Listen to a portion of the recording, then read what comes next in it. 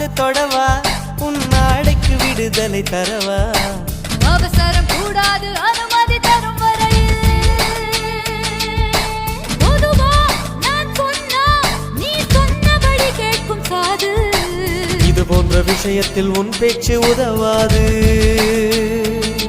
மெல்ல இடையினை தொடுவாயா மெல்ல உடையினை களவாயா நான் துடிக்கையில் வெடிக்கையில் முத்தங்கள் தருவாயா போதுமா அது போதுமா ஆசை தீருமா